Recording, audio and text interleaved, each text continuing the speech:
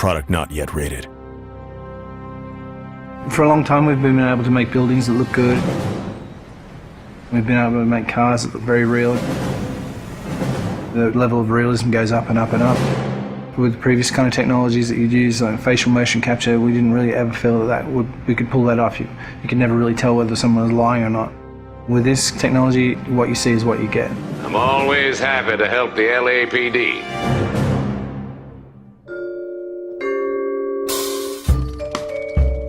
We started research on it about 5 years ago. Back then, only research groups were really doing it, this kind of 3D mesh generation from optical cameras. We thought that there might be some application for what we were doing, and this story is a detective story, so the believability of the actors' performances is key to gameplay. That's one of the key strengths of our system. We can actually see all the subtle features that animation traditional ones just can't do. Cole Phelps, traffic.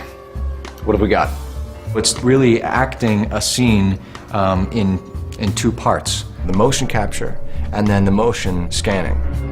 The motion capture captures all the body movements and where people look, so it gives you all of the eye lines. Regulator valve. Good find. Then we move over to this studio where an actor would typically go into makeup in the morning and then they'd have their hair done in a 1940s hairstyle. Then they'd come into a room and sit in a seat behind me, and what the rig does is just capture a volume around them. You've got cameras not only around, but also looking upward and downward as well. So any kind of movement is going to cut out some of the information. And they deliver their lines, and as they talk, they get processed and turned in 3D. And action. So the guys' names that I've been seeing doing the repairs on the heaters, they're fully licensed and accredited. We go from 2D videos to 3D meshes. I think you're lying, Rasic. I think some of your men aren't fully licensed. To compressed versions for the game. I think some of your men aren't fully licensed. You're desperate to cover your sales. The level of detail is just so high that they're just like a real person in life. You're gonna lose your wife and probably end up in the big house. I hope she was worth it. Being in the depth analysis room is a process that most people have never experienced. It's such a new technology. It's a constant close-up is what it is, but it's a close-up from 360 degrees.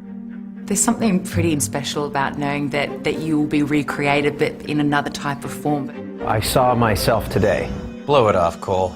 These artsy-fartsy types always get a little flighty. It's me. LAPD, drop the weapon! Oh, you think I'm some kind of nut job? What proof have you got?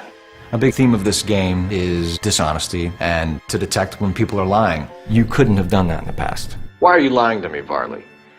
The better you are at reading people, the more things it'll reveal, and the story goes different ways if you do that. The only way you're going to get rid of me is to give me an answer. You're out of your depth here, detective, and you're asking the wrong questions of the wrong people. Having this realism really helps. You're literally talking to that person and then seeing how they behave by asking questions.